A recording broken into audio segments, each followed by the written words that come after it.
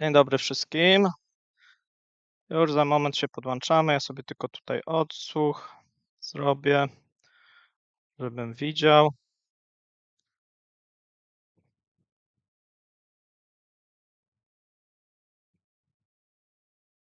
Dobrze, słuchajcie, witam serdecznie wszystkich na kolejnym live'ie. Mam nadzieję, że mnie dobrze słychać. Dzisiaj spróbuję trochę inne słuchawki użyć. Mam nadzieję, że będzie wystarczająco głośno. Natomiast o czym my sobie dzisiaj powiemy? No, to mniej więcej chyba widać, a więc będziemy mówić o dwóch przemówieniach. A tak naprawdę to tych przemówień było więcej, bo były dwa wystąpienia Bidena, mieliśmy jeszcze Zeleńskiego, wystąpienie Putina. Ja będę koncentrował się oczywiście na wystąpieniu, no jeszcze Dudy mieliśmy, naszego prezydenta, wystąpienie, natomiast no ja będę się koncentrował na tym wystąpieniu Putina na sam początek. Troszeczkę sobie powiemy też na temat Bidena. I być może też, jeżeli chodzi o Putina i Bidena, spróbuję wyszukać takie smaczki, które być może gdzieś tam Wam uciekły, a ja starałem się je notować. A więc zaczynając od przemówienia pierwszej osoby, czyli przemówienia prezydenta Rosji, no to tak jak wiecie, ono się odbyło rano, około godziny 10. No i tutaj bardzo dużo osób spodziewało się jakichś takich nowości, jeżeli chodzi o to przemówienie, że coś zostanie ogłoszone, że zostanie być może ogłoszona wojna, że być może został ogłoszony mm, powszechna mobilizacja. Niektórzy mówili, może będą jakieś rozmowy pokojowe, jakieś inne rzeczy. Natomiast samo przemówienie, jeżeli je obserwowaliście, no to przemówienie było dosyć jałowe, nudne. I dla większości prawdopodobnie nie było tam nic ciekawego, nie było to na pewno przemówienie emocjonalne, nie było tam żadnego dodatkowego hype'u, natomiast sobie pokrótce omówimy, o czym prezydent Rosji mówił. A więc na sam początek no, było powtarzanie takich teorii, które od jakiegoś czasu Rosja stosuje i to jest głównie propaganda do wewnątrz. A więc jeżeli chodzi o samo przemówienie, no to my je odbieramy oczywiście w Polsce, tak jakby to było przemówienie gdzieś tam do nas skierowane, natomiast no one pamiętajcie, że było skierowane do Rosjan. A więc na sam początek było dużo informacji, co się dzieje, dlaczego się to dzieje i dopiero później były informacje, co będzie potem. Czyli mieliśmy troszeczkę takie tłumaczenie się Putina i to jest kolejne, moim zdaniem, przemówienie, w którym Putin się tłumaczy. Nie wygląda to dobrze, jeżeli się tego słucha, szczególnie w Polsce, bo na początku były informacje na temat, dlaczego specjalna operacja wojskowa została rozpoczęta. Mieliśmy informacje o tym, że w 2014 Donbas zaczął walczyć o swoją wolność, bronił prawa do życia na swojej ziemi, bronił swojego języka, no tu prawdopodobnie chodzi o język rosyjski. Natomiast no, spotkał się z reżimem kijowskim, który, jak Putin kilkakrotnie powtarzał, nie ma nic wspólnego z narodem ukraińskim.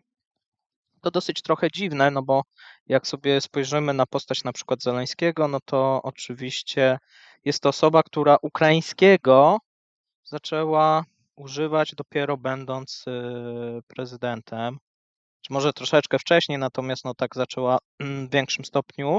Natomiast tym takim językiem, który Zeleński wyniósł z domu, no to był język rosyjski, tak?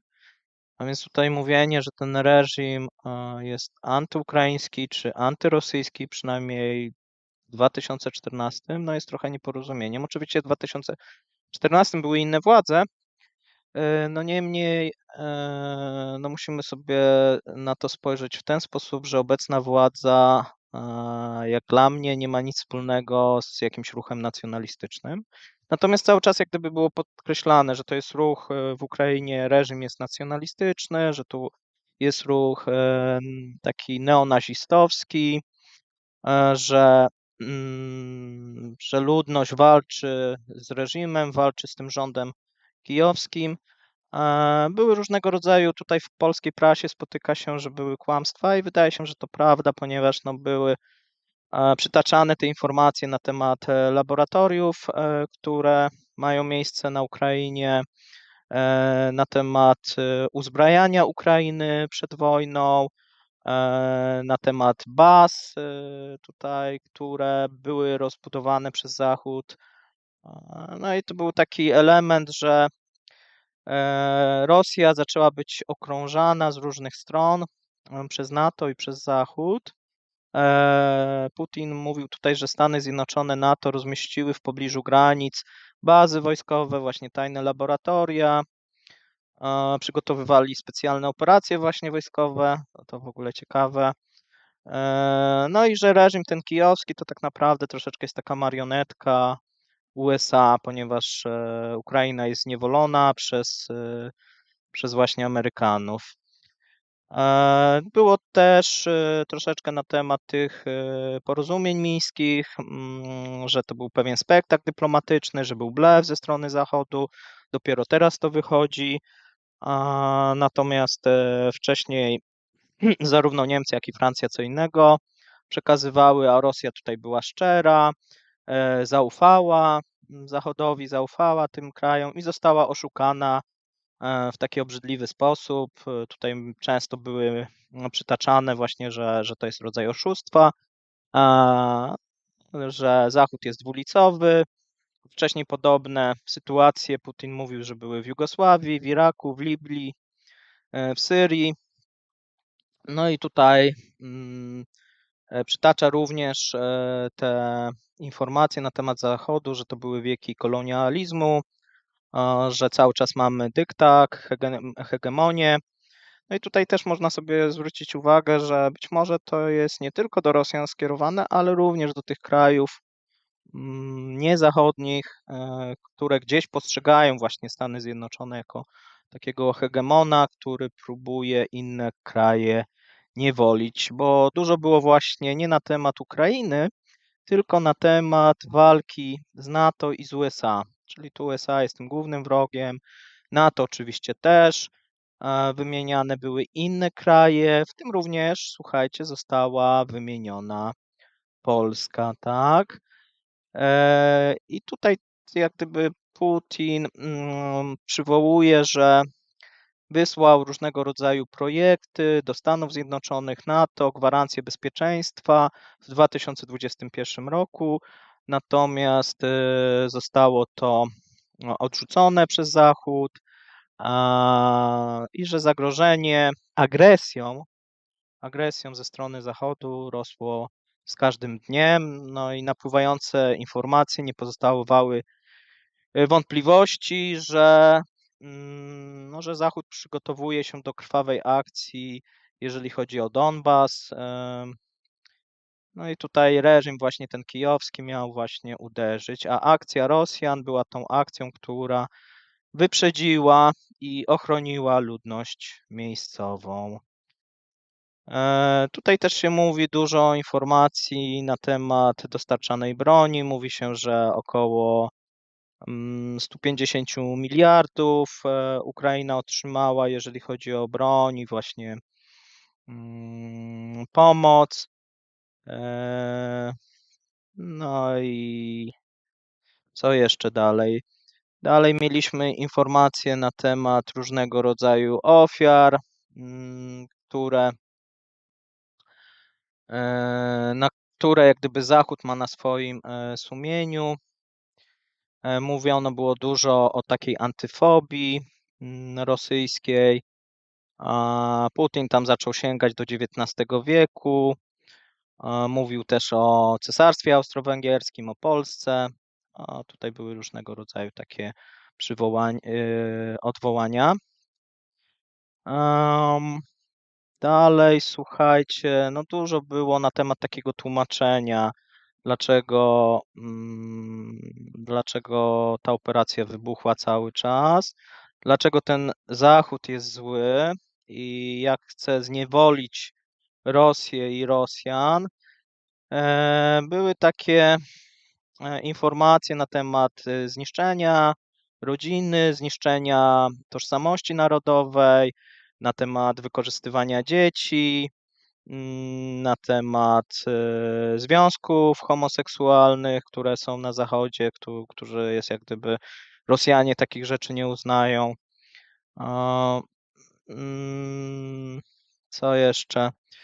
Słuchajcie, sobie tak przeglądam to przemówienie, ono było bardzo długie i ten początek naprawdę był bardzo nudny.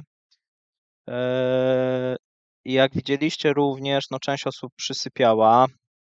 Tutaj gdzieś mamy te osoby z tego przemówienia, tak, które przysypiały, no bo ta mowa na temat właśnie, tu widzicie takiego pana, który sobie przysypia, ta mowa na temat tej agresji Zachodu, bo to cały czas była agresja Zachodu na Rosję, a Rosja dzielnie się broniła. E, Tutaj mówiono też na temat wyzwolenia tych regionów, że tutaj Rosjanie wyzwalają regiony, mm, które są kolebką Rosji. Tu ludność mówi po rosyjsku. Tutaj mówiono głównie o Donieckiej Republice Ludowej, o Ługańskiej, o Zaporożu, Chersoniu, a więc wymieniano te cztery zajęte, to ciekawe. Pozostałej części Ukrainy nie wymieniano, co może sugerować, że obecnym celem Rosji jest prawdopodobnie odzyskanie tych regionów. Tutaj też było dużo na temat referendum, że ludność wyraziła chęć przyłączenia do Rosji, no i w takim wypadku Putin, jak i również rząd rosyjski, no nie mógł odmówić. Było też bardzo dużo na temat odbudowy tych terenów, tak, czyli różnego rodzaju programy społeczno-gospodarcze, rozwój federacji. Było też o tym, że Morze Azowskie staje się tym wewnętrznym morzem rosyjskim. Mm, mm, No i to mniej więcej tak trwało. A potem były informacje, słuchajcie, na temat powoli kilku rzeczy. Czyli pierwsza rzecz, która się pojawiła, już nie będę jak gdyby mm, całego przeglądał, no to były informacje na temat, to było w środku gdzieś, na temat odstraszania nuklearnego, czyli tutaj Putin chwalił się wyposażeniem rosyjskich sił odstraszania, że wynosi obecnie 91%. No i tutaj też gdzieś były odwołania cały czas do Stanów Zjednoczonych. I to musimy jak gdyby powiedzieć, może też przeskoczę na sam koniec, bo na końcu były informacje na temat projektu, który się nazywa Nowy Start. Nie wiem, jak wy kojarzycie. Ja mniej więcej wcześniej to już kojarzyłem, natomiast o co mniej więcej chodzi z tym nowym startem? No, jest to porozumienie dwustronne pomiędzy Stanami Zjednoczonymi a Rosją. Porozumienie, które było podpisane w 2010 roku, no i które zostało teraz przez Rosję zawieszone. I to dosyć ciekawe. Dlaczego? Dlatego, co to porozumienie jak gdyby mówiło. I myślę, że to jest jedna z takich ważniejszych rzeczy, które Putin gdzieś powiedział, ponieważ to porozumienie zakładało redukcję strategicznych zbrojeń ofensywnych. Chodzi tu głównie o liczbę głowic nuklearnych, która miała wynosić na dany kraj, czyli na USA lub Rosję, 1550. Dodatkowo był limit rozmieszczonych rakiet i bombowców ustalony na 700. I dodatkowo były rzeczy, które dotyczyły inspekcji, czyli oba kraje jak gdyby założyły, że mogą występować inspekcje i takich inspekcji miało być 18, jeżeli chodzi o dany rok, by wzajemnie się móc kontrolować. No i okazało się, że w lutym, słuchajcie, Amerykanie chcieli przeprowadzić taką inspekcję, natomiast no, okazało się, że Rosjanie im to uniemożliwili. No i to był taki pierwszy zgrzyt, kiedy Amerykanie powiedzieli, że ten traktat jest nieprzestrzegany. Natomiast no teraz można powiedzieć, że jest drugi, ponieważ Rosjanie wycofują się, zawieszają ten traktat. Tutaj Putin dużo mówił, że on jest tylko dwustronny, że inne kraje, czyli tutaj głównie chodziło mu o Anglię i Francję, że te kraje cały czas nie podlegają inspekcji, nie podlegają temu traktatowi i w przyszłości, jeżeli mieliby Rosjanie do tego wrócić, no to uważa, że zarówno Francja, jak i Wielka Brytania powinni zostać włączeni, jeżeli chodzi o ten traktat. A więc no to było na sam koniec. No i tu pewnie usłyszycie bardzo dużo na temat różnych, pewnie od innych ekspertów, na temat różnych drabin eskalacyjnych, że to jest krok w stronę kolejnej eskalacji. Tu pewnie będą takie opinie, że on jest z punktu widzenia Rosji pozytywny, bo zwiększa to napięcie i gdzieś eskaluje i być może będzie miało jakiś efekt, być może ktoś się przestraszy, dlatego że siły rosyjskie są bardziej te strategiczne rozbudowane, ponieważ przeszły modernizację, zachodnie, szczególnie amerykańskie, nie przeszły, natomiast dopiero mają zamiar przejść. Moja opinia jest trochę inna. Moja opinia jest taka, że Rosjanie i Putin, próbując eskalować, tak, czyli próbując grać znowuż na tej karcie nuklearnej, popełnia duży błąd, dlatego że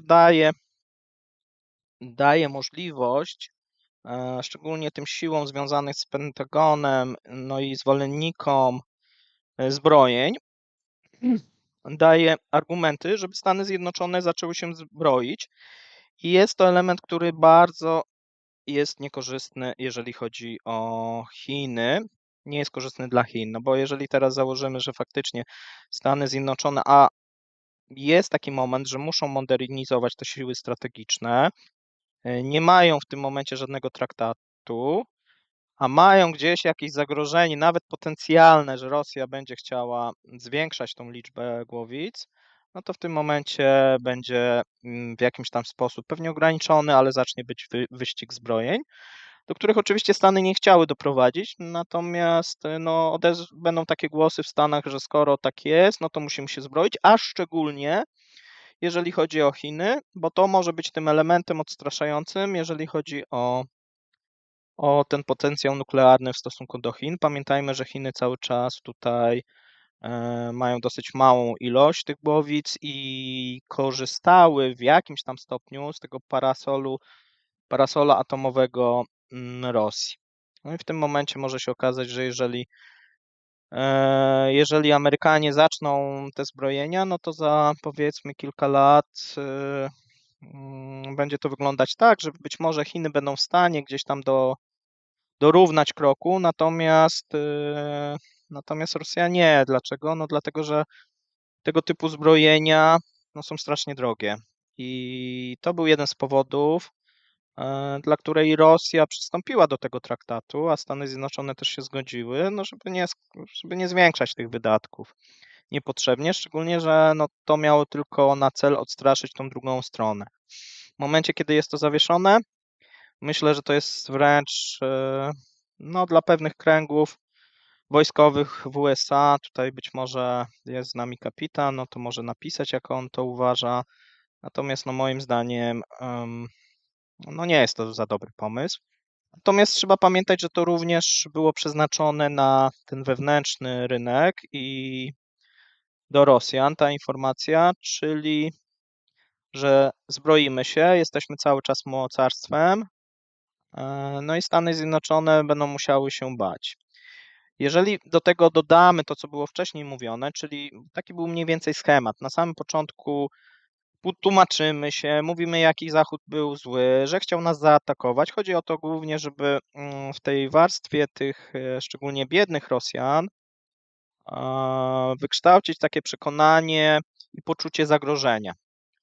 Czyli jesteśmy zagrożeni, tutaj jest wojna troszeczkę taka ojczyźniana, niedługo będzie. Jeżeli byśmy nie zareagowali, no to byłyby jakieś amerykańskie dywizje czy jakieś polskie, czy jakieś właśnie europejskie i by zajmowały rosyjskie miasta, natomiast no, ponieważ tutaj przeprowadziliśmy tą operację, no to ta wojna przesunęła się właśnie na Ukrainę. To jest taka z punktu widzenia Putina, on to wielokrotnie powtarza, to jest przykład takiej proxy war. Mam nadzieję, że nie usypiam was, tak jak tutaj tego pana. Natomiast powiedzmy sobie jeszcze, co było po tym, jak Putin wytłumaczył Rosjanom, dlaczego ta wojna wybuchła i dlaczego to musi trwać.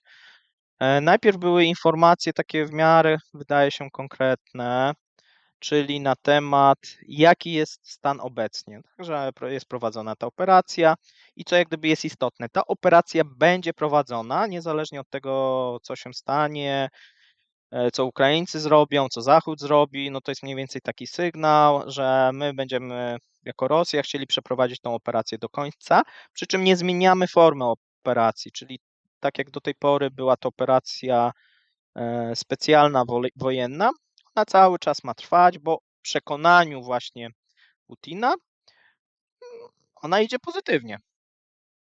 To trochę jest zaskoczenie, tak? Natomiast, no, bo brak jest w tym momencie jakichś sukcesów na froncie. Natomiast no, tu był taki przekaz, że ta operacja jest zgodnie z planem. I przez to, że Ukraina właśnie dostaje to uzbrojenie, no to ona się przeciąga. No ale nieuchronne jest to, że ona się zakończy sukcesem rosyjskim. To był jeden element. Drugim elementem dużo było na temat ochrony weteranów i ochrony rodzin weteranów. Tam były takie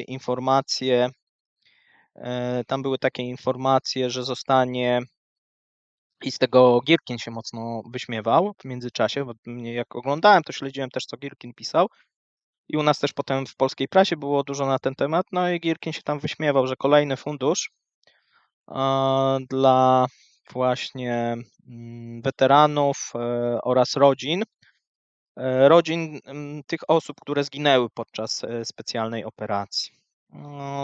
Pamiętajmy, że już w tym momencie te rodziny dostają zasiłki i weterani również. Natomiast no, tu były informacje, że dostaną znowuż dodatkowe prawdopodobnie. Tam kto śledzi mniej więcej moje tweety i moje informacje, pojawiło się jakiś czas temu, ja pisałem o tym w październiku, w listopadzie, pojawił się problem z wypłatą żołdów dla ochotników, czyli dla tych pierwszych formacji ochotniczych. I te pierwsze informacje pojawiły się w październiku, w listopadzie, no teraz wydaje się, że ten problem w ogóle narasta, więc to możemy też porównać te zapowiedzi Putina, a rzeczywistość. Rzeczywistość wygląda tak, że są dosyć duże opóźnienia, to zależy jeszcze dla kogo, natomiast największe te opóźnienia są, jeżeli chodzi o te osoby, które zgłosiły się jako ochotnik do operacji specjalnej. Tak samo są problemy, jeżeli chodzi o tych zaginionych, bo jeżeli ktoś zginie, to faktycznie te zasiłki są wypłacane, natomiast sporo osób też ma status zaginionego i wtedy nie do końca jest jasne, co powinno się w takiej sytuacji robić. Więc część rodzin jest na przykład w zawieszeniu. Było też na temat różnego rodzaju znowuż kredytów dla tych rodzin, no i dla zmobilizowanych. Były też informacje po raz pierwszy na temat kredytów. Dlaczego kredytów? To jeszcze wytłumaczę, no ale były informacje na temat kredytów dla osób, które pracują dla przemysłu wojskowego. No i to była też taka nowość, no, która ma jak gdyby skłonić te osoby, które gdzieś pracują w przemyśle, żeby właśnie zatrudniły się, czy wyraziły chęć zatrudnienia, jeżeli chodzi o ten przemysł militarny. Dużo było po tym elemencie na temat ekonomii gospodarki i o tym może sobie powiemy, ponieważ było na temat sankcji, że Zachód chciał, żeby Rosjanie cierpieli, że tutaj była przewidywana recesja. No i teraz od tego momentu, jak zaczął mówić o tej ekonomii, to zaczął się ten etap w tym przemówieniu takiego chwalenia dokonań rządu oraz jego. Mówił tutaj, że przewidywana recesja, tutaj odwoływał się dużo do PKB, ulubiony wskaźnik Rosjan. Mówił, że to PKB miało spaść 20-25%, potem rząd podawał, że 2,9%, potem, że 2,5%, natomiast 20 lutego okazało się, że to było 2,1%. Myślę, że 1,9 byłoby tak lepiej by było, natomiast no jednak ustalono, że to będzie 2,1, jeżeli chodzi o spadek PKB w 2022 roku. Natomiast jeżeli chodzi o 2023, no tutaj Putin zakłada, że będzie wzrost, jeżeli chodzi o gospodarkę i PKB. I tutaj, tak jak wielu polskich też ekspertów, jest bardzo dużym optymistą. Było też na temat udziału rubla, że ten rubel zwiększył swoje płatności w stosunku do grudnia 2021 roku, że przyjazne kraje przyjmują tego rubla. No to nie jest akurat prawda, co mówił, no ale to mówił. Mówił, że ten rubel jest stabilny. Tutaj podawał też takie wrażenie, że nie ma takiej alternatywy pistolety zamiast masła. Takie się też pojawiło w Rosji, że teraz Rosja produkuje, tak, czyli te pistolety, że tutaj ten rozwój Rosji ma być zrównoważony. Obrona kraju oczywiście jest najważniejszym priorytetem, natomiast jeżeli chodzi o te potrzeby Rosjan, no to jak najbardziej Rosja jest na dobrej ścieżce, jeżeli chodzi o rozwój własnej gospodarki. Tu było bardzo dużo podkreślane na temat własnej gospodarki. Ani przez moment nie było na temat współpracy z Chinami, ani jeżeli chodzi o tutaj jak gdyby pomoc taką, tak? Bo ta współpraca była wymieniona, ale jako te elementy, czyli ci partnerzy z przyjaznych państw, którzy współpracują z Rosją. Tu były wymienione właśnie Chiny, Indie oraz Pakistan. Natomiast nic nie było na temat tutaj pomocy Chin. Raczej były te informacje na temat autarkii, czyli takiej samowystarczalności, że Rosja jest w stanie sama się wyżywić. I tutaj możemy przejść płynnie do takiego tematu, który był mocno, i myślę, że znowuż to było na rynek wewnętrzny, mocno akcentowany, czyli te 100 milionów ton pszenicy. Tutaj było mówione, że 150 milionów ton ziarna w zeszłym roku zebrano, że 100 milionów ton pszenicy, że tutaj jeżeli chodzi o eksport zbóż, to było w ogóle to były jakieś bardzo takie wysokie kwoty. No i on mówił, że jeszcze powiedzmy 10-15 lat temu to było niemożliwe, natomiast no dzięki obecnym rządom, no to cały czas następuje wzrost, jeżeli chodzi o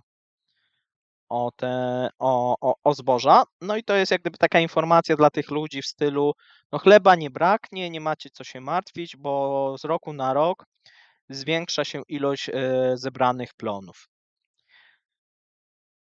Następną rzeczą, którą Putin znowuż się chwalił, no to było to bezrobocie, o którym ostatnio wam pisałem. No i to trochę brzmiało komicznie, natomiast no on mówił, że to bezrobocie spada, że przed pandemią mieli 4,7%, a teraz to chyba jest 3,7%, i że to jest historyczne minimum. No tutaj jak gdyby nie dodaję, jak gdyby dlaczego tak jest, natomiast no mówiliśmy sobie, że to bezrobocie, słuchajcie, spada, no bo ono spada wśród mężczyzn, tak? No bo ci mężczyźni bezrobotni, część z nich teraz wraca z Ukrainy i to często w cynku. Natomiast jeżeli chodzi o pozostałe osoby, no to część wyjechała. a część się wykreśliła z tych rejestrów i ich nie ma nigdzie, tak? A więc gdzieś się ukrywają. No i tak to wygląda, tak? Do tej pory też się mówiono, i o tym Putin też nie mówi, o tak zwanym niezarejestrowanym bezrobociu, no, które jest jakoś tam wyższe. Natomiast jeżeli chodzi o to zarejestrowane, no to one faktycznie, jeżeli chodzi o te dane, spadło do 3,7. Natomiast myślę, że to nie jest powód yy, nie jest to powód do chwalenia się takimi danymi, no jeżeli spojrzy się, dlaczego tak się dzieje. No i tutaj on mówił, że ta koniunktura, jeżeli chodzi o handel zagraniczny, no to pojawiła się dopiero w drugim kwartale, ale już trzeci, i to są kolejne kłamstwa, bo to nie jest prawda, ale bo jest dokładnie odwrotnie, to znaczy w drugim kwartale, jeżeli chodzi o Rosję, no to była dobra koniunktura, tak? Rosja zarabiała bardzo dużo, jeżeli chodzi o ropę, gaz, czyli mamy ten pierwszy kwartał, drugi kwartał 2022 roku, natomiast trzeci, czwarty, on twierdzi, że był wzrost, tam podkreślał kilka razy, wzrost mówił, natomiast no było odwrotnie. On tu prawdopodobnie mówił o PKB, no ale to też nie jest do końca prawda. A jeżeli patrzymy na to PKB, no to właśnie wtedy Rosjanie zaczęli zwiększać tą produkcję wojenną, a więc no jeżeli patrzymy to w ten sposób, że więcej od jesieni czy od grudnia zaczęli produkować uzbrojenia, no to prawda. Natomiast jeżeli chodzi o poprawę produkcji, szczególnie tej cywilnej, no to nie jest to prawda. Tutaj dużo było na temat właśnie obiecujących tych rynków światowych, uniezależnienia się od Europy, postawienie na Azję i Pacyfik. Mówił, że w przyszłym roku będzie solidny wzrost. Co jeszcze? No, dużo tu było na temat rozwoju portów.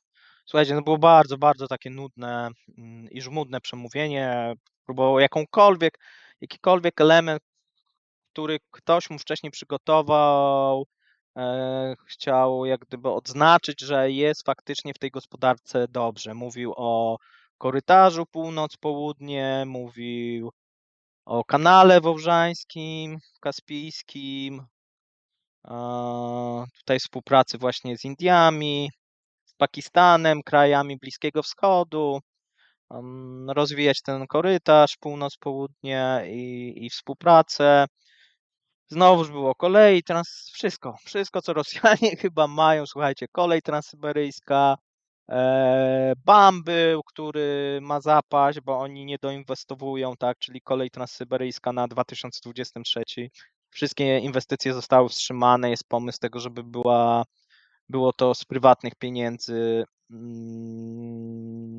żeby inwestycje były pokrywane z prywatnych pieniędzy, no i to również tutaj o tym nie wspomniał. Natomiast było o rozbudowie północnej drogi morskiej. Tu Rosjanie też nic nie robią, natomiast no bo tutaj Chińczycy by chcieli, ale cały czas jak gdyby to jest w planach. Co jeszcze? Słuchajcie, rozwój telekomunikacji, sieci drogowej. No tak jak wiecie, mamy tam zapaść, tak? No bo te firmy zachodnie się wycofały, a więc nie wiem o jakim rozwoju infrastruktury regionalnej, telekomunikacji. Nie wiem, jakie drogi Rosjanie pobudowali, bo tutaj w tych inwestycjach, o ile jeszcze faktycznie tam była w 2021 jeszcze były, to w 2022 to oni kończyli jedynie to, co było wcześniej zaczęte, natomiast tych nowych inwestycji to za bardzo nie ma. No tam mówił, że do 2024 80% będzie połączeń pomiędzy największymi aglomeracjami w kraju. No to wszystko jest nieprawda, po prostu. Mówił dużo na temat obiektów socjalnych, że Rosjanie bardzo duże nakłady są na przedszkola, szkoły, szpitale. No przypomnę, że szpitale, znaczy służba zdrowia w tym roku została obcięta. ponieważ no, pieniądze wszystkie poszły na bezpieczeństwo i na wojnę i tam z 26 oni zjechali na 23, a mówi się o 19% udziału w budżecie, tak? A jeżeli są jakieś rzeczy budowane, no to są znowuż na papierze, na tych regionach, w tych rejonach tak zwanych odzyskanych czy okupowanych, jak dla nas i dla Ukraińców. No i tam podobno cały czas się buduje jakaś olbrzymia ilość przedszkoli, szkół, szpitali, tylko że ich nie ma. Znaczy one są na papierze, ale potem jak się okazuje, to jakoś nie są odbudowywane nawet te, które wcześniej były ukraińskie. Więc było znowuż na temat gazyfikacji, czyli przyłączenia do sieci. No i tu faktycznie są plany, natomiast no na razie są plany, one moim zdaniem są nie do realizacji ze względów właśnie finansowych. Było na temat budownictwa mieszkaniowego, jakiejś takiej dziesięciolatki, no i że no i to znowuż Rosjanie tak lubią, szczególnie obecny rząd, mówić o tych planach takich nie na dzisiaj, tylko to, co będzie za 10 lat. Czyli oni przygotowują taki 10-letni plan, tak jak za komuny i słuchajcie, w tym 10-letnim planie, co tam ma być? No ma być, że 4,5 biliona rubli wydadzą w tym obszarze, nie? No i teraz no kiedy oni to wydadzą? No w tym roku nie, bo nie mają kasy. Budżet, tak jak wiecie, ma olbrzymią dziurę. W przyszłym roku też nie. No może oczywiście za 5-6 lat, może coś zrobią z tym, nie? Natomiast no fajnie to brzmi w przemówieniu, nic z tego nie ma. Eee, Było też na temat różnego rodzaju kredytów dla przemysłu, instrumentów hipotecznych, kredytów preferencyjnych na zakup urządzeń. Tu było na temat właśnie i tu pewne rzeczy faktycznie w 2022 były robione, to znaczy jeszcze na samym początku tego roku, ponieważ Rosjanie chcieli pobudzić szczególnie ten moment taki pokowidowy, czyli w 2021 i potem właśnie w 2022 i były różnego rodzaju dofinansowania i taki dla biznesu i dla przemysłu. Natomiast no, obecnie to wygląda tak, że moim zdaniem jakichś szans, żeby na dalsze dofinansowanie nie ma. No i znowuż tu, jeżeli chodzi o to dofinansowanie, słuchajcie, się mówi o 7 latach, tak? Mówi się o programie na 7 lat. Co tam dalej nie było? Klastry przemysłowe, które Rosja robi, to kiedyś podawałem tak, jak to wygląda, jeżeli chodzi o te klastry faktycznie przemysłowe, jaką mają zapaść, ponieważ ten zachodni kapitał się wycofał i nie mają, a te innowacyjne produkty no to jest, no to są jakieś, no powiem szczerze, no niestworzone rzeczy, które tutaj były na ten temat mówione. No i znowuż te środki, które na te inwestycje, na te klastry, no to 2030 rok, tak? I tu 10 bodajże bilionów rubli na to ma pójść. Ah, Dobra, przejdźmy dalej, no bo to słuchajcie, to było nudne. Kredyty dla sektora przedsiębiorstw, że urosły. No dobrze, to już mówiliśmy. Dobrze, teraz taki ważniejszy temat inflacji. Eee, No i tu było bardzo duże zaskoczenie, przynajmniej dla mnie i myślę, że dla obecnej prezes Banku Centralnego również, ponieważ no, Putin postawił nowy cel inflacyjny podczas tego przemówienia. Przypominał, że w krajach Unii Europejskiej ta inflacja wynosi 17-20%, natomiast u nich do połowy roku będzie 4%. No może 5%. I to jest wskaźnik docelowy. A przypomnijmy, że oficjalna ta inflacja na ten moment jest ponad 11%, tam się podawało 11,5, 11,6, 11,9, w zależności na co patrzymy. Więc ona ma w przeciągu pół roku spaść do 4%. No jeżeli będzie silna recesja, no, która się zapowiada, no to nawet jest to możliwe. ale to będzie jak gdyby kosztem społeczeństwa. Po prostu ludzie nie będą mieli pieniędzy, jeżeli ich się odetnie. Natomiast nic na to nie wskazuje, ponieważ ilość pieniądza, który jest wypuszczany obecnie na rynek w postaci obligacji do druku, dodatkowych podatków oraz też świadczeń socjalnych, bo tutaj też było na temat wyrównywania i tych świadczeń socjalnych, że one zostaną utrzymane na poziomie inflacji. I to jest jak gdyby też kluczowe, bo o co chodzi? Chodzi o to, że było dofinansowanie na przykład do emerytur, do jakichś zasiłków, ono wynosiło na przykład 10%, czyli powiedzmy było blisko tej inflacji. No jak inflacja będzie 4% oficjalna, no to nie trzeba będzie płacić już tych 10, tylko się zapłaci 4. No i powie, że albo nawet 5, a inflacja się ustali na 4%. No i wtedy się powie, że faktycznie jest tutaj poprawa i ludziom się żyje lepiej. Jejku, tu było bardzo dużo, słuchajcie, takich ekonomicznych rzeczy. Ja mówię, nie będę wszystkiego wam streszczał. E, Było na temat wielkiego biznesu. No i tutaj było na temat oligarchów. To była taka następna rzecz, które zostało odnotowane na temat tych oligarchów, co było mówione. No było mówione, że te pieniądze wielu Rosjanom, szczególnie tym bogatym, zostały zamrożone. I trochę, że ci oligarchowie sami są sobie winni. Dlaczego? Dlatego, że nie inwestowali tych pieniędzy w Rosji, tylko inwestowali w jachty, inwestowali na Zachodzie. No i tutaj taka informacja dla Gubinki głównie i dla tych biedniejszych Rosjan. Zobaczcie, co się stało. Zły Zachód im zabrał. A jeżeli by inwestowali w Rosji, no to by im nie zabrał. Puste.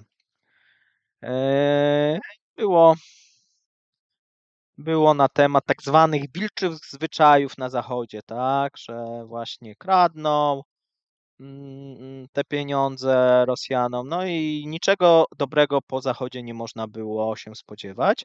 Natomiast jeżeli ci Rosjanie, czyli oni się nawrócą i zaczną inwestować w Rosji, w przedsiębiorstwa, miejsca pracy, będą pomagać szkołom, uniwersytetom, będą dotować naukę, zdrowie, kulturę, sport, no to rząd im pomoże i będą mogli pomnażać swój kapitał i zdobywać uznanie społeczeństwa, wdzięczność ludzi na przyszłe pokolenia i tak dalej, i tak dalej. Okej. Spotkało się to akurat z dosyć dużą owacją. To chyba była jedna z niewielu, która była jakaś może taka większa. No temat typowo pod publikę, populistyczny. Rosjanie lubią słyszeć, że oligarchom zabierane są posiadłości, jachty. Dla nich jak gdyby w tej nędzy, w której często są, no jest pozytywna informacja. Zawsze można się pocieszyć, że ci oligarchowie też zaczynają mieć źle, nie tylko my. Mm, Teraz tak, co tam jeszcze dalej było? Na temat też było rozwoju kultury i słuchajcie, ja tego to już nie rozumiałem, ponieważ okazuje się, że w 2022 Rosja no, niesamowicie się rozwinęła. Tutaj było na temat fundacji grantów prezydenckich, fundacji inicjatyw kulturalnych, na temat Internet Development Institute, nie wiem cokolwiek to znaczy, wspieranie form poszukiwań twórczych. Ja nie wiem, kto mu to pisał, skąd on to znalazł. Tutaj była wymieniona sztuka nowoczesna, tradycja, realizm, awangarda. Em, Dużo na ten temat kultury, ale żadnej jakiegoś konkretu tam nie było. Potem jak po tym sukcesach w kulturze, Rosjanie następne sukcesy, które mają, są w nauce. Pamiętacie, że obecnie jest problem, jeżeli chodzi o dostęp dla naukowców tak naprawdę do wszystkiego, jeżeli chodzi o ten świat zachodni. Jeżeli chodzi o technologię, jeżeli chodzi o wyjazdy, o wszystko, jest jak gdyby problem.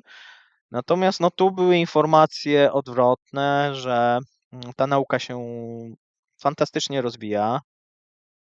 Było też na temat uniwersytetów, szkół, jakieś takie populistyczne hasła w stylu, że mamy utalentowaną młodą młodzież, nowe pokolenie, nowe horyzonty, przywódcy Rosji, liderzy przebudzenia.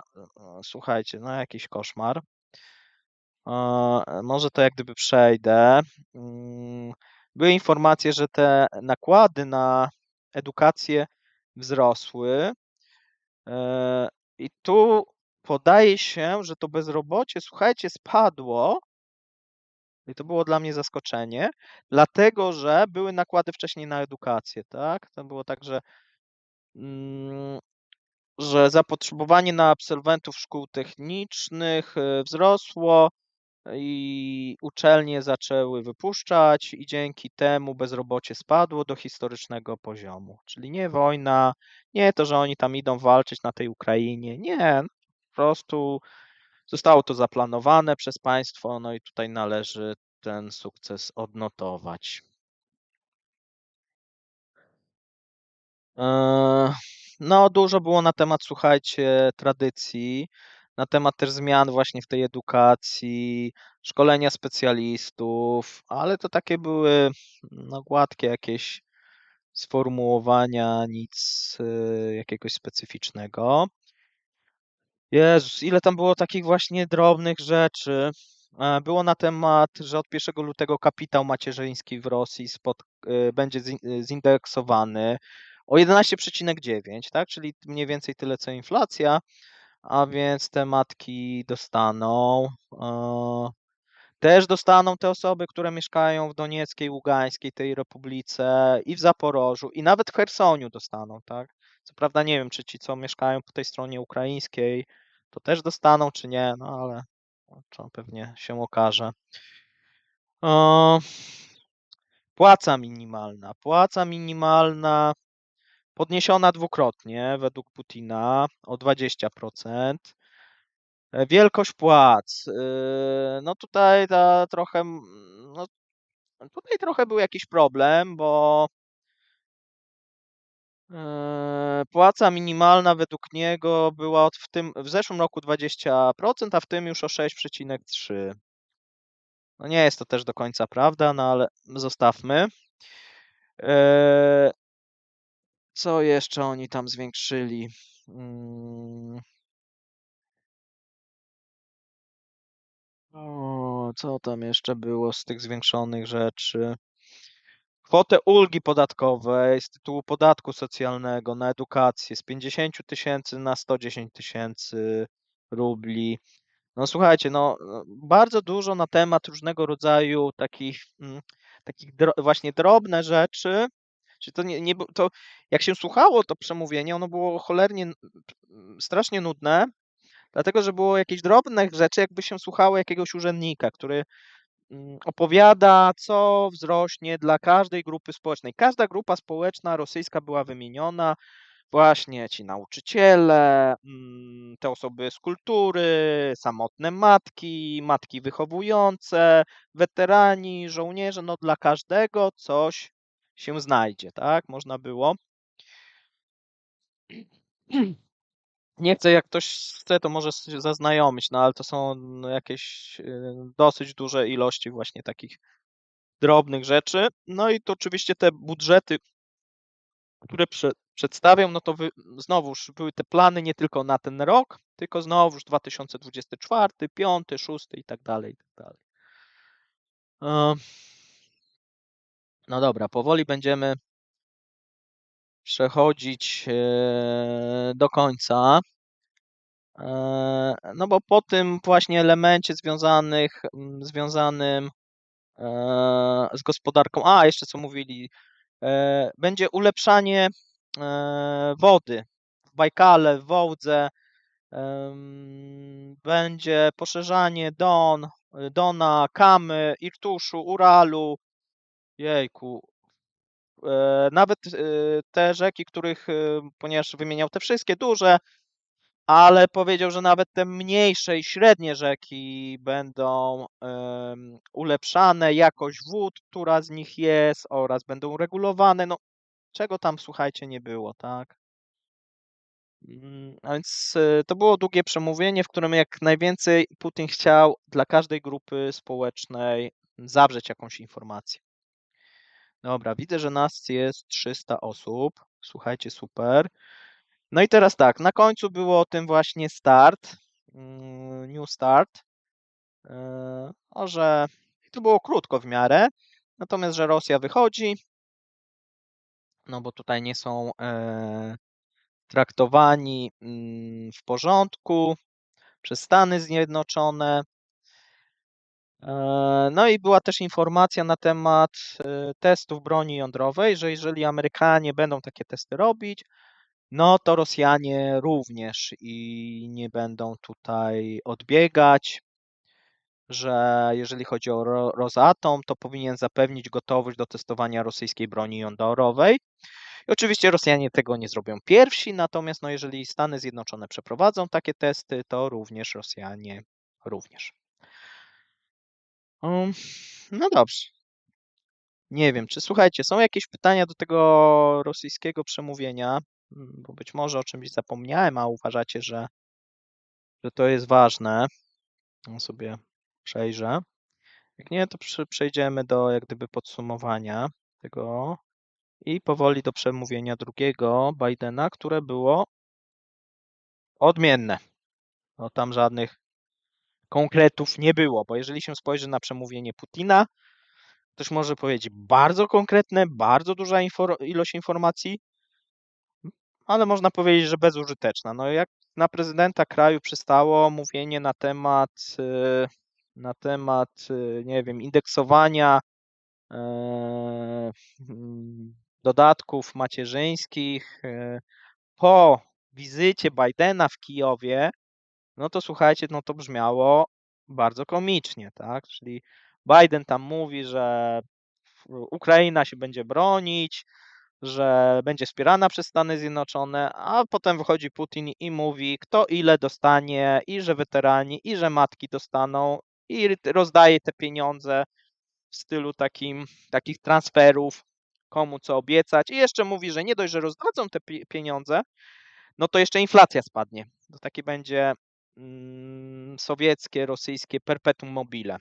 Czyli będziemy drukować te pieniądze, rozdawać, inflacja będzie spadać, ludziom się będzie żyło dostatnie. No raj, po prostu raj będzie w tej Rosji.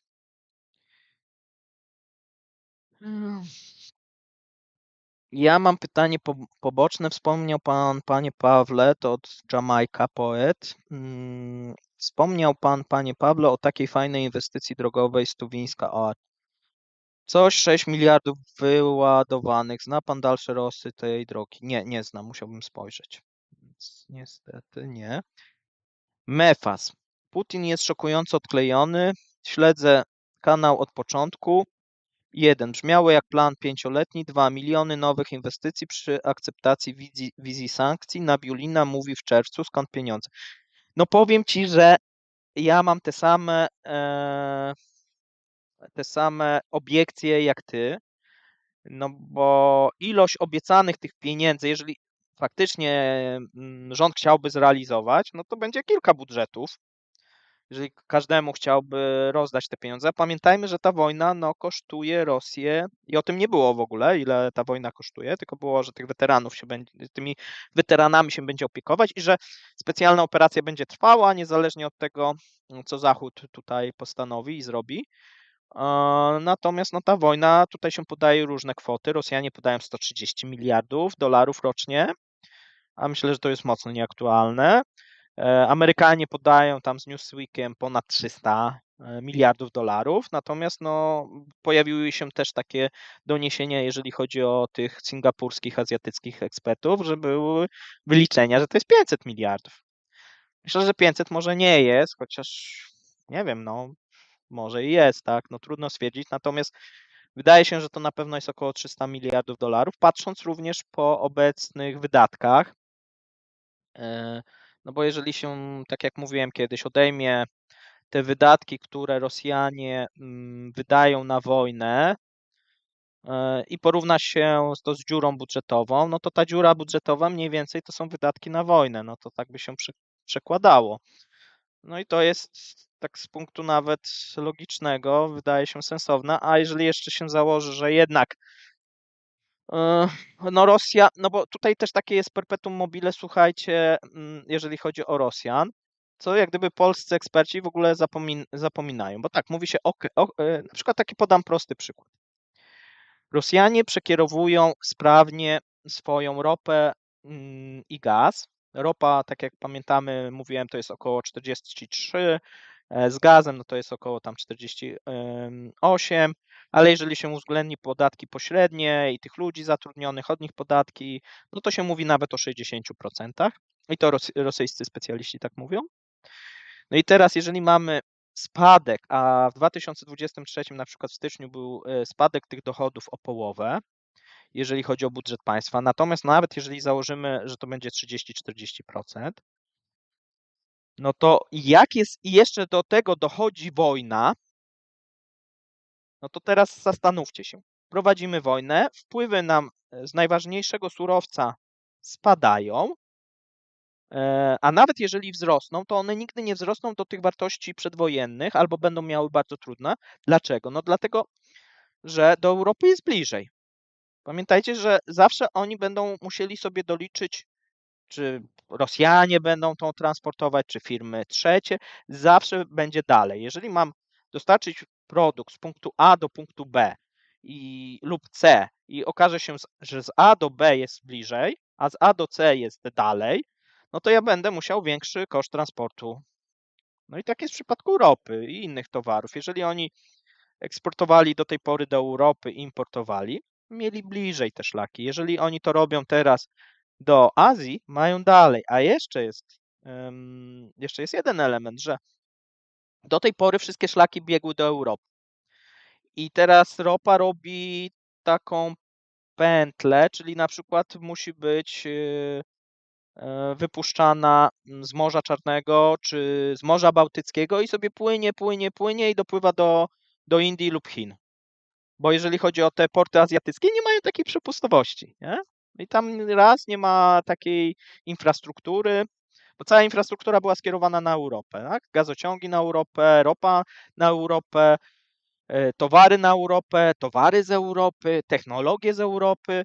No i teraz ktoś powie, i co, oni w jeden rok się tak przestawią i jeszcze na tym będą zarabiać więcej niż przed wojną i jeszcze będą prowadzić wojnę i będą na plusie. No, to ja powiem, że jeżeli ktoś tak twierdzi, a niestety część polskich ekspertów tak twierdzi, że Rosjanie, ich gospodarka ma się świetnie, no to ja czuję, że coś z tą osobą jest nie tak, albo ze mną jest nie tak, bo ja nie wiem, dla mnie to są niewyobrażalne rzeczy, ale okej. Panie Paweł, ile ton złota Rosji udało się sprzedać? Ja słyszałem o 7 tonach. Wiesz co, no oni mówili w styczniu, że sprzedali 3,6, w zeszłym roku mówiono, że sprzedano około 5, no to są jakieś małe ilości, bo w tym Narodowym Funduszu Dobrobytu mają 500. A więc może się okazać, że na przykład tak jak teraz rozmawiamy, to złoto cały czas jest w małych ilościach gdzieś sprzedawane. I No i pewnie będą musieli się do tego posunąć, bo tak jak wam pokazywałem, jeżeli ktoś nie oglądał, to zapraszam do live'a na temat rezerw budżetowych Rosji. No to oni mają w tym momencie jedynie tą chińską walutę, jako taką walutę płynną, czyli mają juany w Narodowym Funduszu, czyli to, co do dyspozycji jest rządu. No i mają 130 miliardów, mniej więcej taki przelicznik, 131 miliardów, 132, no w zależności ile jest cena złota, w złocie. Przy czym też jeszcze jedna rzecz, to nie jest tylko złoto takie inwestycyjne i sztabki, bo mają też to złoto o znaczeniu historycznym ileś, a więc dokładnie nie pamiętam, gdzieś były wyliczenia, natomiast jeżeli chodzi o bank centralny, no to dysponują też tym złotem który ma wartość właśnie tą historyczną, nie? A więc no nie wiem, no będą się pozbywać, no trudno sobie to wyobrazić, natomiast w Rosji wszystko jest możliwe. Mm, Dobra, widzę, że tych pytań o Rosji jest dużo, to może jeszcze wrócimy. Powiemy sobie troszeczkę na temat drugiego wystąpienia dzisiejszego. Tu większość z Was oglądała to wystąpienie, czyli wystąpienie zupełnie inne, które bez ściągawki można podsumować. Wystąpienie, które nie zawierało takich szczegółów i nie było skierowane też, myślę, do konkretnych grup społecznych. Przemówienie Bidena, wcześniej Dudy, nacechowane dosyć dużą emocjonalnością, w moim jak gdyby odczuciu. Wydaje mi się, że przemówienia oba dobre. Zabrakło jakichś dodatkowych takich szczegółów na temat właśnie jakiejś stałej obecności, czy jakichś konkretów, jeżeli chodzi o zwiększenie uzbrojenia. Natomiast no, wybrzmiały takie. Amerykanie lubią tego typu przemówienia, czyli wybrzmiały te informacje dotyczące obrony Ukrainy i obrony Polski. Czyli Biden podkreślał, że będzie cały czas wspierał Ukrainę i tutaj była mowa o sojuszu 50 krajów. Było też na temat właśnie roli Polski, jak dla mnie. Było dużo na temat obrony sojuszników NATO i każdej tego kawałka ziemi. Jak to będzie robione? Tego nie było. No i tu oczywiście część krytyków może zarzucić. Natomiast no, trzeba to przemówienie brać jako jednak historyczne ze względu na to, co wydarzyło się wcześniej, czyli na wizytę Bidena w Kijowie. I wydaje się, że Biden tą wizytą chce zaakcentować, że będzie ubiegał się jednak o reelekcję. Dlatego, że dla Amerykanów wystąpił jako cowboy, który się nie boi, który jedzie na Ukrainę pomimo swojego wieku, pomimo tego, że może coś mu się stać. Oczywiście były te teorie, że nie mogło mu się nic stać, no bo przecież Rosjanie zostali poinformowani. No ale to nie oznacza, że jak zostali poinformowani, no to nie mogło jednak coś się przytrafić, bo różne rzeczy, nawet przypadkowe, mogą się wydarzyć. To jest raz. Drugi raz, no nie zakładałbym u Rosjan, że będą przestrzegać jakichś porozumień, czy, czy właśnie jeżeli zostali poinformowani, pytanie, czy wyrażali zgodę, czy nie. No tutaj są jakieś różne wersje na ten temat. Wydaje się oczywiście, że no, zaatakowanie głowy obcego państwa, w tym przypadku Stanów Zjednoczonych, po tym jak zostali poinformowani, no, miałoby dosyć poważne konsekwencje, natomiast obecny reżim nie jest przewidywalny i myślę, że to wymagało odwagi ze strony Bidena. Jeżeli chodzi o przemówienie, na jedną rzecz chciałbym Wam zwrócić uwagę, czyli ten element dzieci. Biden podkreślał, że Rosjanie kradną dzieci. I potem był ten element na samym końcu z tymi dziećmi polskimi, ale nie tylko, czyli z rodzin, które mieszkają w Polsce prawdopodobnie, czyli z przedszkoli, szkół tych wielojęzykowych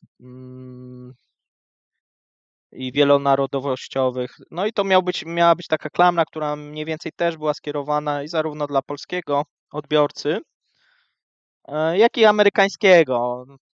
Oczywiście ktoś może zarzucić tu znowuż jakieś takie tanie chwyty, ale jak dla mnie było w porządku, wyglądało to dosyć ciekawie. Tak jak mówię, przemówienie mi się podobało, było jasno powiedziane, co mniej więcej nas czeka, jeżeli chodzi o Bidena, jeżeli chodzi o pomoc Ukrainie, jeżeli chodzi o stosunek do Rosji, że szykujemy się cały czas na konfrontację i że broń i uzbrojenie, to co chyba nas, Polaków, najbardziej interesuje, będzie cały czas dostarczane. Była mowa właśnie o solidarności. Tutaj to wystąpienie również naszego prezydenta Dudy było krótkie, ale znowuż też wydaje mi się, że zostały zaakcentowane te najważniejsze elementy jedności, jeżeli chodzi o współpracę ze Stanami Zjednoczonymi, również tego samego podejścia, jeżeli chodzi o Ukrainę. Dobrze. E, Możemy, słuchajcie, przejść do pytań.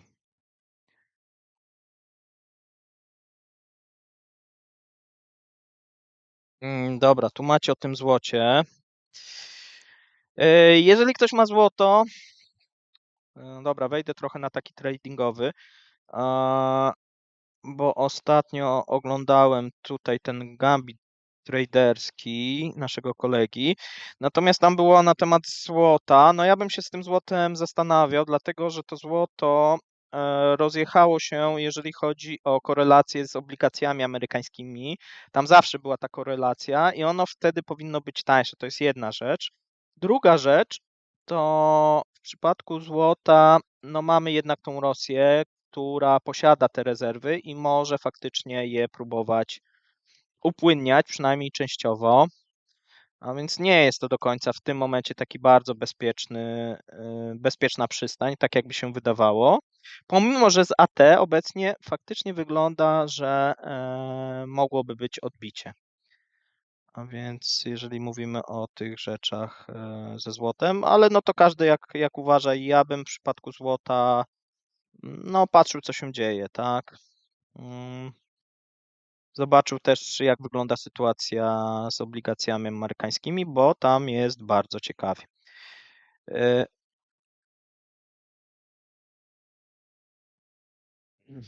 Dobra, jakieś następne pytanie bardziej. Dobra, mamy o tym złocie. Rząd Rosji mówi coś o zniżkach dla firm korzystających z rodzimej sztucznej inteligencji. Ktoś słyszał coś o jakichś postępach ruskich w tej dziedzinie, nie bazujących na... No właśnie, tam podawałem jakiś czas temu. Jeżeli chodzi o tą sztuczną inteligencję, no to wygląda to tak, że no nie ma jakichś postępów, a to, co Rosjanie do tej pory, być może teraz się pojawi, tak? Natomiast to, co Rosjanie robili do tej pory, jednak opierało się nie na ich rozwiązaniach. No, dobra, mamy ten temat złota. Paweł, a Wikipedia policzyłeś zapasy, czy ruskie po prostu podali, że tyle mają? E, mm, Tu Wikipedia chyba nie ma nic do rzeczy. Ministerstwo Finansów publikuje i Bank Centralny publikuje informacje na temat walut. Nie ma takiego obowiązku od lipca zeszłego roku, ponieważ weszła taka ustawa, że nie nakłada obowiązku informowania szczególnie o rezerwach. Natomiast oni robią to wybiórczo, podając tylko część informacji. Może się okazać, że one są nieprawdziwe. Jeżeli by tak się okazało, no to nic im nie grozi według ustawy, tak? No mogą po prostu kłamać. Kiedyś nie mogli, a teraz mogą.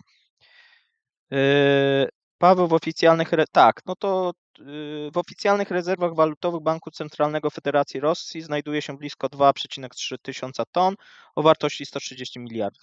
Tak jak mówiłem, i, i to klasuje Rosję jak gdyby w piątce krajów posiadających najwięcej złota. Natomiast no, trudno sobie wyobrazić, że oni teraz to złoto, tak jak powiedziałem, są w stanie szybko sprzedać.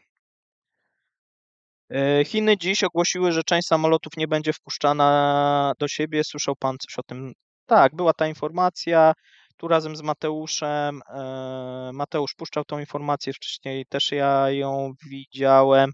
Ja akurat tej informacji nie puszczałem, natomiast no jest to prawda. No tu znowuż chodzi o te elementy związane z bezpieczeństwem.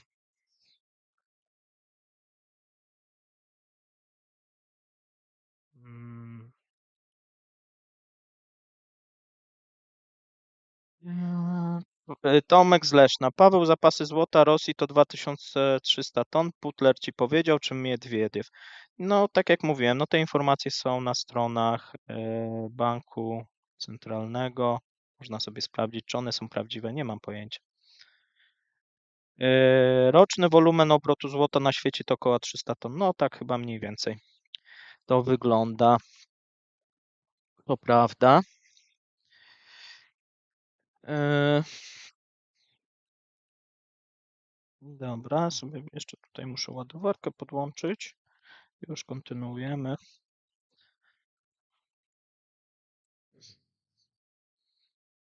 No, nie ładuje mi. Muszę sobie z tego podłączymy.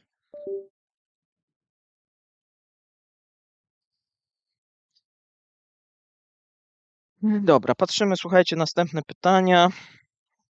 Czy Ruscy produkują chipy? Jak nie, to skąd biorą? Obecnie Ruscy tych chipów do rakiet i atomówek nie produkują. Bezpośrednio słyszałem od osób, które mówiły, że część chipów, akurat jeżeli już, to była używana z konsol. Natomiast najczęściej te chipy są pozyskiwane, są szmuglowane, są dostarczane przez kraje tutaj właśnie pośredniczące, a więc to wygląda tak, że jeżeli chodzi o te chipy, no to oni nie muszą tego w jakiś sposób wyciągać z tych pralek, tak. No ale no, są takie teorie, tak. Moim zdaniem większość tych chipów jest dostarczana, tylko że w mniejszej ilości niż by Rosjanie potrzebowali, stąd są problemy.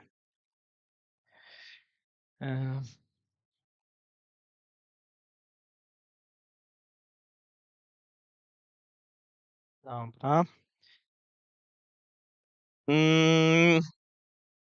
MFW, John Kowalski. MFW przewiduje, że PKB Rosji wzrośnie o 0,3. Co pan o tym myśli? Ja uważam, że może wzrosnąć więcej. To jak gdyby mówiłem, PKB w przypadku Rosji, zresztą Rosjanie o tym mówią i o tym pisałem ostatnio, na wielkość PKB według Banku Centralnego i obecnie rządu składają się, w 2022 składał się wzrost eksportu na ropie oraz wydatki rządowe, w szczególności na bezpieczeństwo, a w 2023 przewiduje się, że wydatki rządowe i inwestycje, w szczególności na bezpieczeństwo, czytaj na wojnę, zwiększą się. Co oznacza, że PKB jest szansa, że wzrośnie. Czyli będziemy mieli spadki na produkcji cywilnej, ale na produkcji wojennej będą wzrosty, a z punktu widzenia PKB to trochę wszystko jedno, czy ja produkuję pralki dla ludzi, czy ja produkuję rakiety, które za miesiąc zostaną zniszczone. Produkcja to produkcja, tak?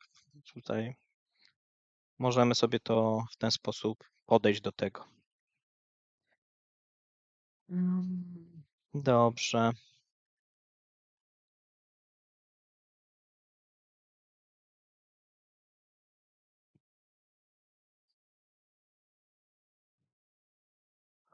Tu poruszacie kwestię tej technologii, w jakiej one są dostarczone, te chipy.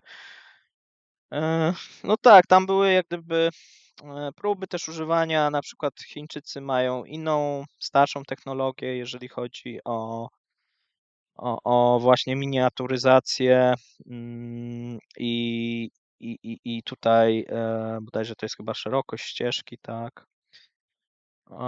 Natomiast tutaj ktoś pisze, że obecnie jest technologia 3 nanometry, natomiast to, co mają z Chin, no to mają 20. No te rosyjskie, co oni jeszcze produkowali jakiś czas temu, no to jeszcze większe, natomiast no z jednej strony można to używać, natomiast no, trzeba to wszystko jak gdyby przystosować i to myślę, że nie jest prosta rzecz. Dobrze, szukamy dalej. A teraz na poważnie. Jakość produkcji wojskowej jest zawsze skorelowana z powtarzalną jakością produkcji cywilnej. Tomek z Leszna. No, zgodziłbym się. Zgodziłbym się, że jeżeli chodzi o produkcję wojskową, gdzie nie mieli do tej pory tak dużych potrzeb, jak obecnie mają i część, pamiętajcie, rzeczy, która była produkowana w ten sposób, że komponenty pochodziły z Zachodu. A więc sprowadzali te komponenty, montowali, mieli odpowiednie plany. No teraz to jest bardzo skomplikowane, żeby teraz przejść na inne komponenty, które nie są kompatybilne, inna jakość, trzeba to wszystko przetestować. To są lata, tak? Tego się w miesiąc nie zrobi. A więc ta produkcja wojskowa wydaje się, że jest bardzo utrudniona, bo może się okazać, że na przykład coś przeszmuglują, potem jakość tych procesorów, ileś będzie wadliwa, bo to często też jest tak, jak ktoś, nie wiem, pewnie sprowadzał sobie jakieś rzeczy z Chin czy z jakichś, tak przemysłowo, no to może się okazać, że dostanie te procesory czy jakieś chipy, które mają dosyć dużo wad ukrytych. No i jeżeli to jest w sposób nielegalny, no to co? Kto odpowie za jakość tego? No producent nie, bo producent o niczym często nie wie, że coś takiego jest dostarczane. Dobra, widzę, że skoncentrowaliście się na tych rzeczach związanych z procesorami. Ja bym chciał jednak przejść na jakieś inne. Tu poszukam czegoś.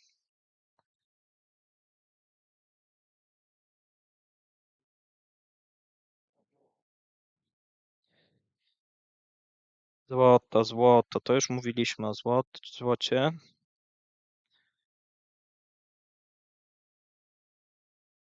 OpenAI. No to też trochę sobie mówiliśmy.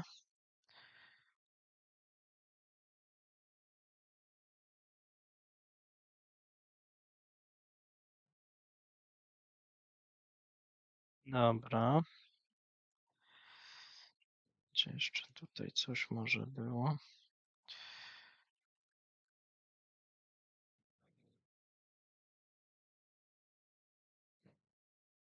Co mam na myśli odnośnie obligacji amerykańskich? No chodzi mi o rentowność tych obligacji, tak? Jak to się przedstawia i jak gdyby wycenę tego, tam mamy korelację pewną ze złotem, jak ktoś spojrzy sobie tam na wykres. Czy wspomniał Putin coś o Nabulinie? Nie, nie wspomniał. Przez cały. Takie były właśnie. Nie było informacji w ogóle o rządzie rosyjskim. Tak jak gdyby Putin mówił, że on wszystko. No ale w domyśle powiedzmy za tym ma stać rząd. I też nie było nic na temat Chin. To też jest ciekawe. Były właśnie informacje, że wszystko Rosjanie sami zrobią.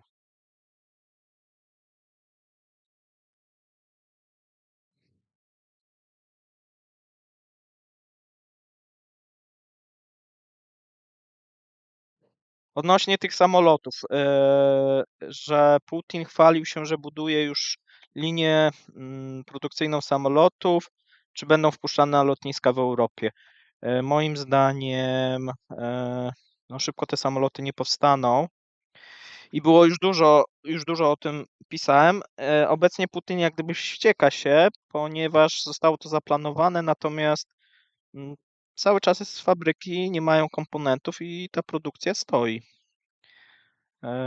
Pewnie coś wyprodukują, ale kiedy i co, trudno mi jest powiedzieć. To tak jak podobna sytuacja jest, jeżeli chodzi o budowanie statków i stocznie rosyjskie. No tutaj też są olbrzymie problemy i też bardzo dużo rzeczy brakuje. Jestem specjalistą od budowy, natomiast no to, co widzę i to, co czytam, no to wygląda to tak, że oni nie są w stanie ani lodołamaczy, ani gazowców, no wiele rzeczy. Jeżeli już produkują, to jakieś takie mniejsze jednostki, a potrzebują dużo rzeczy potrzebują. Yy, Też znowuż jest taka prosta, wydaje się, informacja dla was. No obecnie jak gdyby w świecie globalizacji, no trudno sobie wyobrazić, że jakiś kraj będzie samowystarczalny.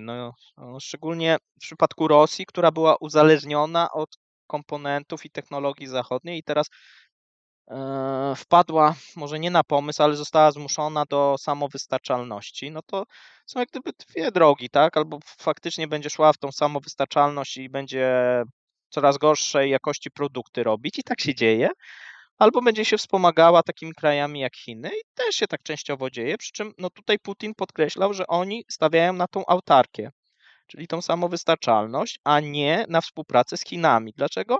No wydaje się, że liczby pokazują, że no w tym momencie oni 50% importowanych towarów, to mówiłem, w tym roku będzie z Chin. Oni teraz mają tam 43, ale mówi się, że to skoczy do 50. No i tutaj rząd obawia się tego uzależnienia od Chin. Ale samowystarczalność moim zdaniem nie wchodzi w rachubę. Dobrze, jest coś o ropie chyba. Dlaczego Chiny tak chciały motor Siege? Bo tam technologie nowoczesnych silników. Hmm, Czy ja wiem, czy one tak chciały? Teraz tak. Katarzyna. Indie wolą tanią ropę i swoje rafinerie niż bezpośrednio od ruskich. No Indie wolą faktycznie produkować, rafinować ropę i wytwarzać produkty. Dlatego tania ropa z Rosji jak najbardziej tak, ale tanie produkty no już nie, no bo będzie konkurencja z ich produktami, no to po co im te rafinerie? A więc jak najbardziej tu Rosjanie mają problem, ale też mówiłem, że może okazać się, że pomimo tego, że Indie nie chcą tych rosyjskich produktów, to i tak te rosyjskie produkty mogą trafić na rynek indyjski.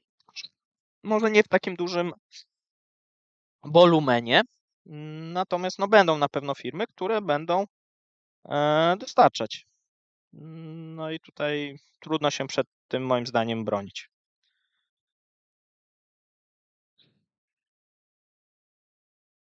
Czy sądzi pan, że Rosja skończy budować elektrownię jądrową? No tam mają problemy z tego co wiem. Trudno mi powiedzieć. Wydaje się, że tak, ale, ale może się okazać, że tu się mogę mylić, bo nie jestem specjalistą od tych budowania elektrowni jądrowych i wiem tylko, że są problemy i Rosjanie średnio sobie z tym radzą, natomiast być może będzie jakieś opóźnienie, pewnie może się to udać skończyć.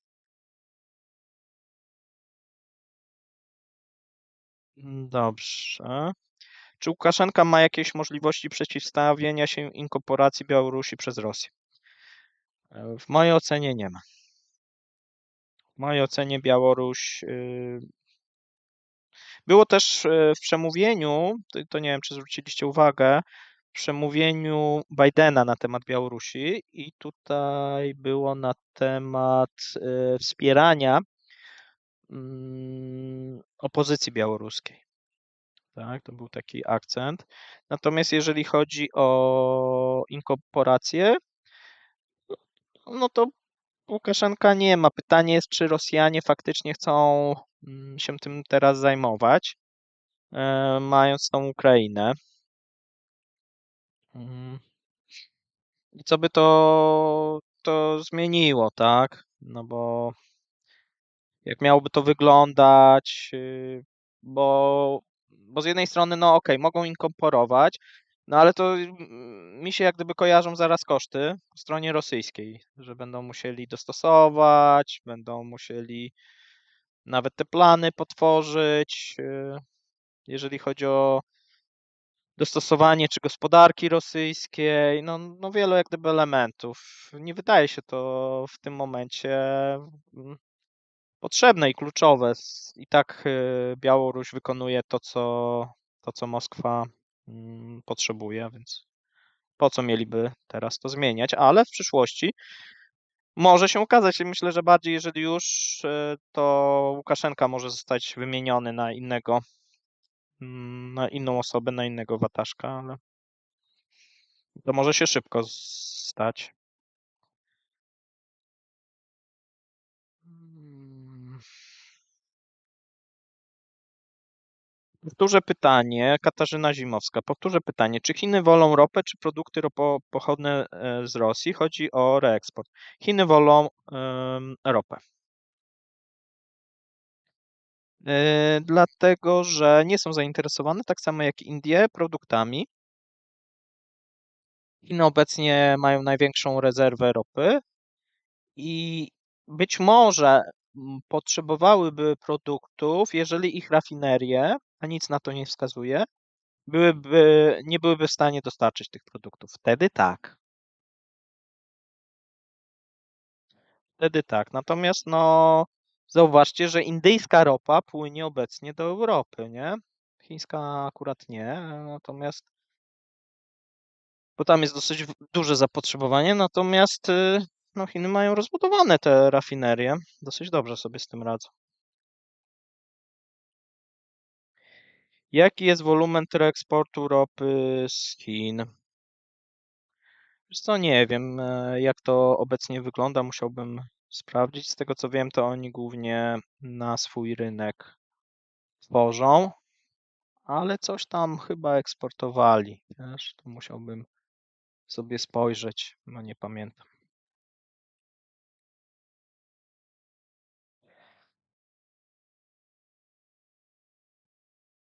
Mogę odpowiedzieć na następnym live'ie, sobie sprawdzę, bo nie wiem teraz.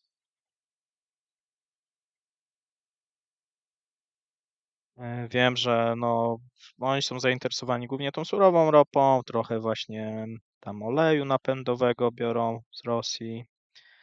Takie te ciężkie głównie frakcje, jeżeli już jakieś produkty lecą. Jak się miewają rezerwy ropy w USA i gospodarka tak ogólnie? No gospodarka Stanów Zjednoczonych coraz lepiej się ma. Tak to wygląda. Tam mamy ten problem ostatnio, bo z jednej strony mamy impulsy takie dezinflacyjne, natomiast tam podbiły im głównie nieruchomości, ceny nieruchomości. No i podbija trochę, tak wbrew pozorom, to niskie bezrobocie, bo z jednej strony to są pozytywne oczywiście informacje dla gospodarki, natomiast no ta prawdopodobnie inflacja mogłaby wtedy szybciej wyhamować, jakby była większa recesja. Mieszkałem prawie przez całe życie na Kaukazie Północnym i nie wydaje mi się, że może tam łatwo powstać jakiś ruch przeciwko Kadyrowi, jednak nie wykluczam takiego scenariusza. Nie wiem jak tam wygląda sytuacja, jeżeli chodzi o pana Kadyrowa.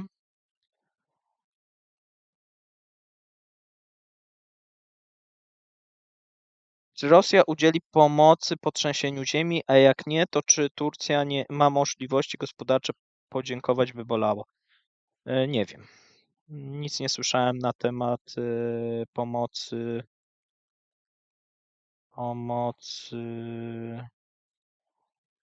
pomocy po trzęsieniu ziemi. Mm.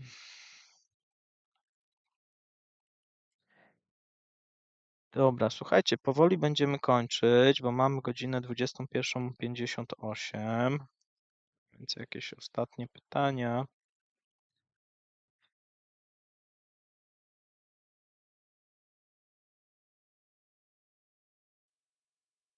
O, okej. Mm,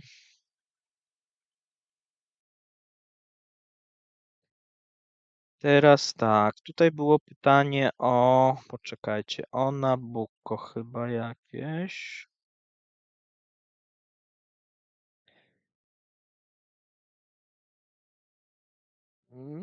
No, to Nabucco, no to leciało tak, ten gazociąg, który leciał, miał lecieć z Iranu, z Azerbejdżanu, tak, właśnie Austrię, Węgry,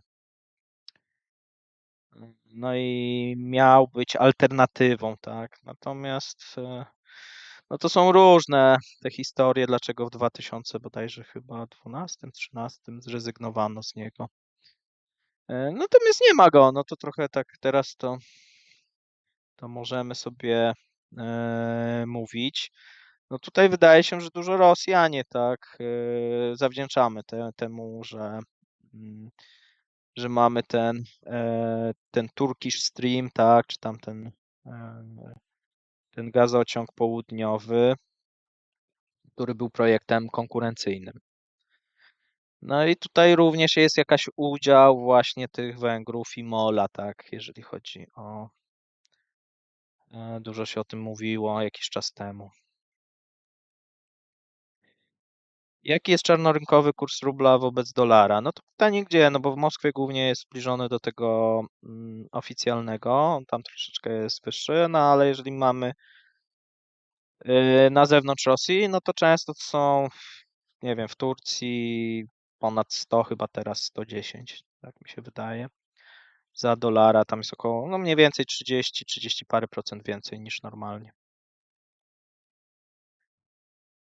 Mister John, John, mam pytanie odnośnie wojny na Ukrainie. Czy uważa pan taki scenariusz za prawdopodobny na froncie? Będzie pad, a Rosja mogłaby się wycofać z zajętych ziem z powodu zapaści gospodarczej. Hmm, pad, jeżeli chodzi o front, bardzo prawdopodobny.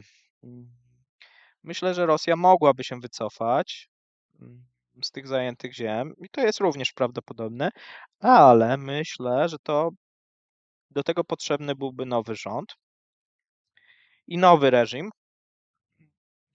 no niekoniecznie demokratyczny, bo to nie ma moim zdaniem znaczenia. I wtedy jak najbardziej tak, to znaczy byłoby na zasadzie Zachód zdejmuje sankcje, Rosjanie się wycofują, nadal jest powiedzmy nieufność czy wrogość pomiędzy Zachodem a Rosją. Niemniej Ukraina też bierze w tym udział. Jak najbardziej jest to możliwe. Natomiast nie za obecnego rządu, za obecnego reżimu, ponieważ reżim jak gdyby zwiększa aparat terroru. No i tutaj też publikowałem wam właśnie te informacje, które gdzieś dzień wcześniej było takie badanie na temat poparcia dla reżimu, dla Putina. No i tam znowuż podawali, że ono wzrosło. Czy ono wzrosło, czy są to dane prawdziwe? Myślę, że to nie ma znaczenia. No chodzi o to, że rząd kontroluje tych Rosjan na ten moment. To, czego się obawia, no to było właśnie w przemówieniu Putina, czyli będzie chciał cały czas te socjalne transfery utrzymać, bo boi się, że będą te pistolety zamiast masła, że ludzie będą mieli odczucie, że im się żyje coraz gorzej, a jedynie co rząd im oferuje, no to wojnę i udział w specjalnej operacji jako szansę życiową. No to trochę jeszcze teraz może na część osób będzie działać, ale za pół roku, za rok, no to ludzie będą mieli tego dosyć. Również w Rosji.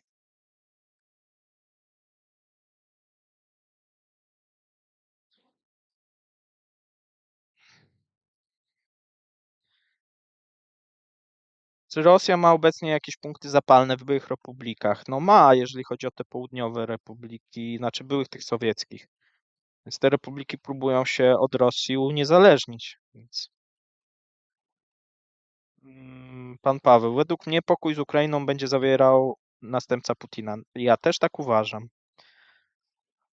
Mm, I pan Paweł, podobnie chyba grają Chiny, że czekają na rozmowy z tym, co przyjdzie po Putinie. Też tak uważam. Tu widać, że Chiny cały czas się wstrzymują. Zobaczymy, co w środę powiedzą, ponieważ jest przygotowywany znaczy już są jakieś tam przecieki, co ma być w tym chińskim projekcie, pokoju. Natomiast no zobaczymy, tak? Jeszcze jedną rzecz sprawdzę. Bo jeszcze taka jedna ciekawostka, to też pisałem. Okazało się, że przed przemówieniem Putina dosyć mocno euro poszło w górę i poszedł dolar w górę. No i tak się zastanawiałem, czemu tak się stało, czemu bank centralny, no i bank centralny cały dzień nic nie zrobił.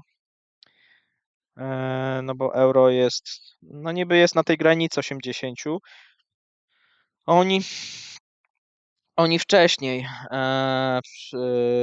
wcześniej jak gdyby w poniedziałek była interwencja, natomiast i zbili kurs, natomiast no, ten kurs znowuż dzisiaj podjechał pod te 80. Wydaje się, że przebije. Nie wiem ile mają zasobów, żeby tego rubla bronić. Pomimo tego, że ten rubel jest, no tam jest mała płynność, natomiast tutaj jest taka sytuacja, że te korporacje, te duże firmy, które szczególnie eksportują, no one są zainteresowane tym, banki też, żeby tego rubla osłabić. Teoretycznie rząd też, ale bank centralny już nie. No i z tego, co mówiono, no to bank centralny na pewnych właśnie pułapach, i tu mówi się na przykład o euro, to mniej więcej 80, dolar 75 ma bronić tego rubla, żeby on się mocniej nie osunął. Tutaj się reżim boi reakcji ludzi, żeby no, nie był jakiś run na banki.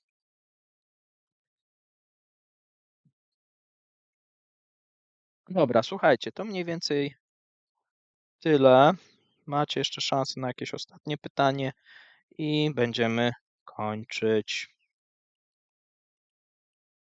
Cały czas jest Was dużo, 280 osób, więc to miło. Dzięki Panie Pawle za miłe słowa. Em, Wydaje mi się, że znaczy ja trochę było bardzo dużo próśb, żeby przeprowadzić tego live'a odnośnie tego wystąpienia Putina. Jak mówię, dla mnie ono było strasznie nudne. No może ten New Start, no jakaś to była informacja, natomiast no te informacje o tym, jak jest świetnie w Rosji, no to ja czytam codziennie, szczególnie w rosyjskich gazetach. No i słyszeć to z ust Putina, no to jakoś nie jest dla mnie zbyt zachęcająco. Natomiast no to przemówienie znowuż, no według mnie było cholernie nudne. Okej, dobrze. No to słuchajcie, w takim razie chciałbym się jeszcze mm, chyba czekaliśmy na walenie butem w mównicę. Kaczyński komentował wystąpienie Putina, a nie Bidena. Nie wiem. Że to taki żart. Może, nie wiem. Dobra, słuchajcie, to w takim razie do usłyszenia. Będziemy się słyszeć prawdopodobnie, no właśnie, zobaczymy kiedy, bo najbliższy live ma być w piątek. Ja będę w piątek na wyjeździe, ale może mi się uda, jeżeli będzie dobre łącze. Więc jeszcze raz. A jeżeli nie, no to będę po powrocie robił, czyli w niedzielę. A więc jeszcze raz dobrej nocy. Mam nadzieję, że teraz na tych słuchawkach dobrze mnie słychać. Do usłyszenia i do zobaczenia. Trzymajcie się.